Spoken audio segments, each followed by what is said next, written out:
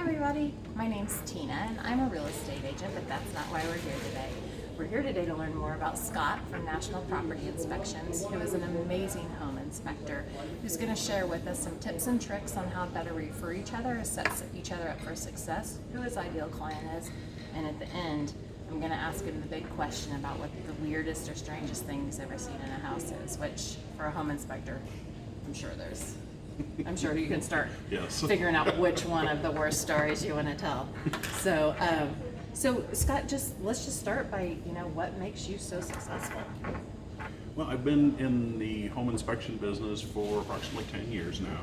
Started in 2008, spectacularly wrong time with the economy going down, but I was able to survive that and have continued to grow the business, and a lot of it I have to thank you for. We met 7 or 8 years ago in a networking group, and not only became semi-business partners, so to speak, in the Realtor inspector relationship, but also became friends over the years. So again, I appreciate the opportunity. So I have done 3,000, 3,500 inspections, residential inspections here in Kansas. It is a lot, so, but it's been good. So, but I also do residential and commercial building inspections here in the Kansas City metro area. Very good. What do you think makes you different from the other inspectors? I know what makes you different, but what makes you different? Basically, I think, most of the inspectors that you run into will do a good job for you. And most of them will have experience there. One of the problems I see is both in Kansas and Missouri is there is no licensing requirements. You could take your pad here and become a home inspector this afternoon. Did you guys know that? You can become a home inspector, now. Exactly. That's I scary. say a big chief tablet and a crayon and you're in business. So make sure you're doing your research. Yeah. So one of the things that does set me apart is I carry E&O insurance and liability insurance of $1 million each, and that does indemnify or carry over to the agent that I'm working with on that. So in the event that I did miss something, I am insured for it. I'm happy to say that in the 10 years and 3,500 residential inspections, I've never been sued and never had an insurance claim. Oh, that's awesome. But it's there if you need it. It's there. It's insurance. It's there if you need it. The other thing, the main thing I think though is I have an extensive rattling around. Sorry about that.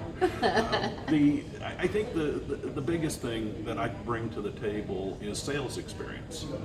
I was with a Fortune 500 company for 16 years prior to starting this business.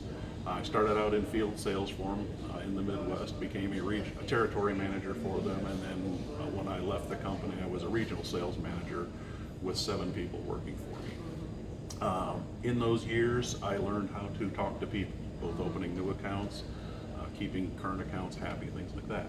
So the way that connects to especially residential, is that I can talk to your clients, especially first-time buyers or particularly nervous buyers, and tell them what's wrong with the house. And in 10 years of doing this, I've never seen a perfect house. There might be one out there, I've just never seen it. But I can tell them without scaring them to death. I'm not out there to prove how much I know or don't know, as the case may be. I'm out there to give them an informed information, basically, so they can make an informed decision on whether to purchase a house. Now, the inspection is just one part of it, but we can walk through and we can talk about cracks in the basement, walls or floor or something like that, and it's my job to keep them from running and screaming out of the house in just pure terror. Well, and I do think that's one great thing that you do, and in my experience with Scott is, we've all had those inspectors that an indoor pool or leaky basement ranks right there with a non-functioning GFCI, and they present them in the same way. And so I think that's what freaks clients out, because especially first-time home buyers or clients that aren't well versed in the home buying process, they don't know which thing's more important or which things really should be scary or which things are home maintenance items. So that's what I really appreciate about you, is you will say, this is important.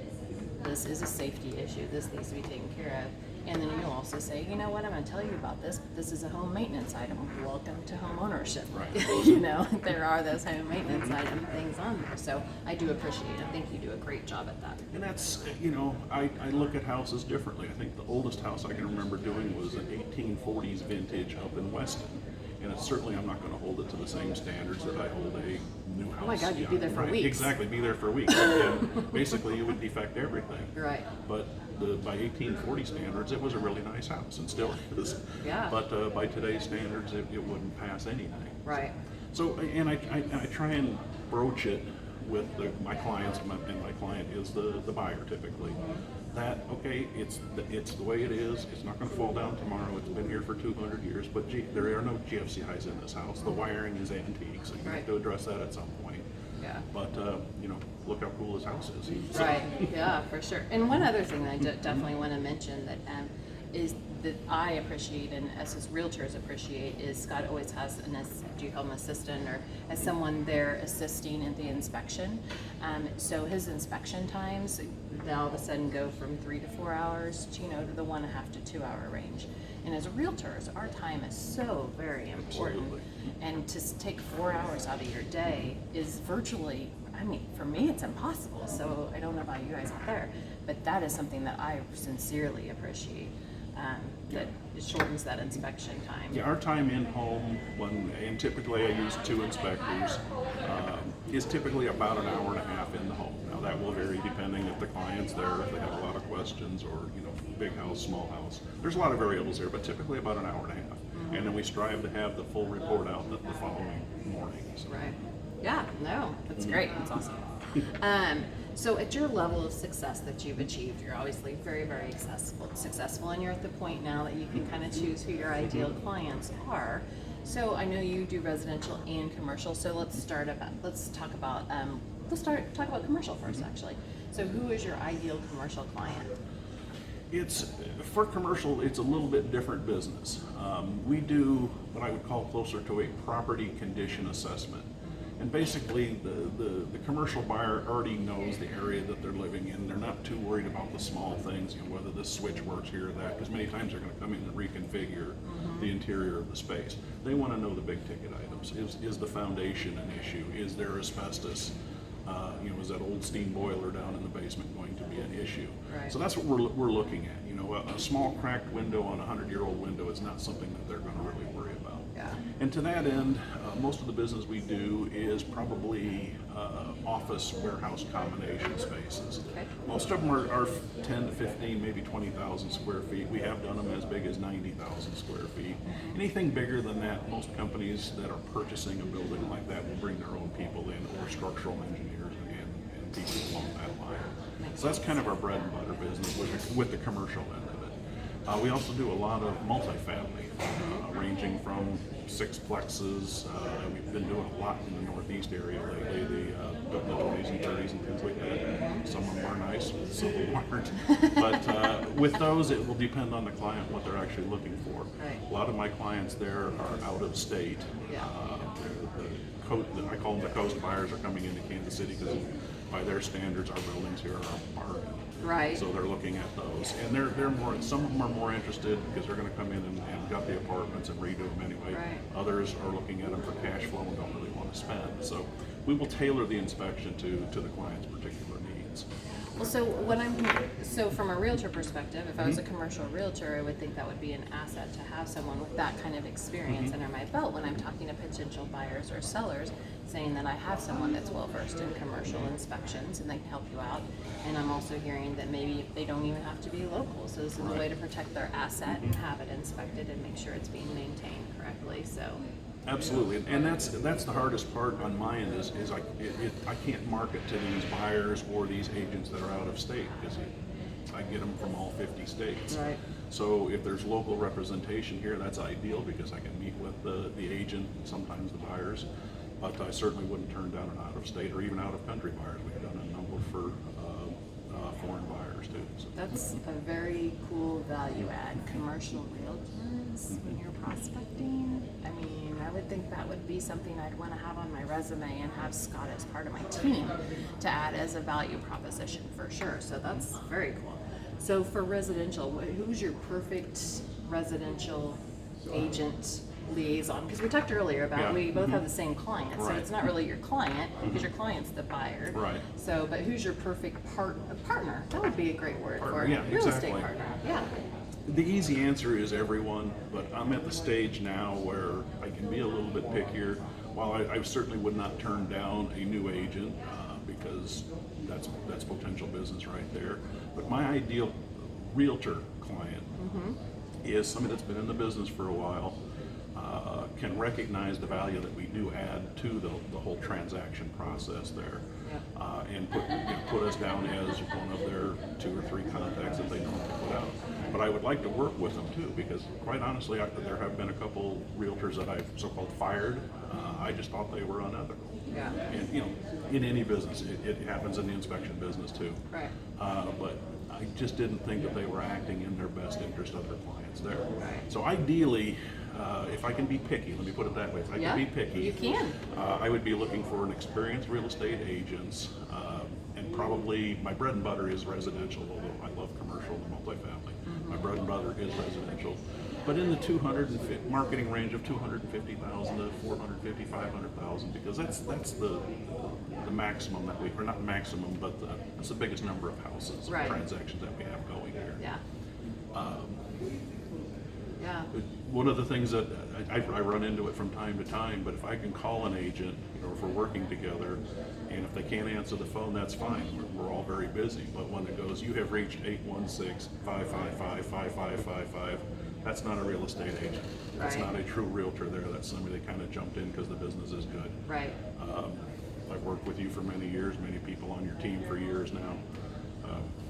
If you could clone yourself 100 times, I wouldn't have to do any marketing. He's just saying that because I asked him to do this video. But I think it's a very, very important relationship that I think gets overlooked, because in the real estate transaction, you guys know as realtors that the inspection process is a low. It's a low. They've got the house they wanted, they're on a high, and then all of a sudden we're going to tell them everything that's wrong with their house. So I think it's very important to have a good working relationship with your inspector.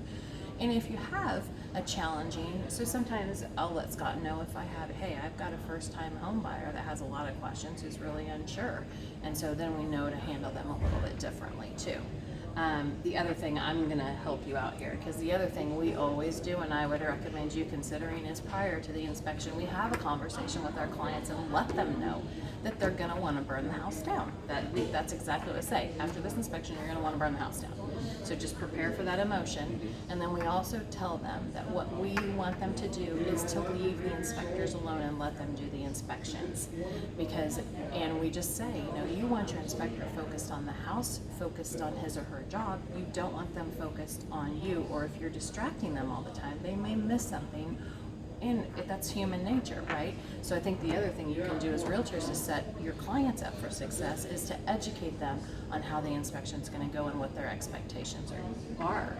Absolutely, and I'm glad you bring that up, because I've had more than one where the people are like, well, run over here, what's wrong, what's this, what's over here? Well, there is a process to an inspection, especially when you're running with multiple inspectors on one job. Right. We have specific areas that we look at, and we need to kind of focus on. That's not to say that if the client has a question, I won't answer Right. it. But after 1 or 2 times of come over here and look at this, or they bring their whole extended family and everybody's looking around, you don't get a good inspection there. Yeah. It's true, and that's on you, realtors. Sorry about that one. It's just a happy video, but that's your fault. Okay, so let's end on, I'm so excited for this. What's your creepy house story?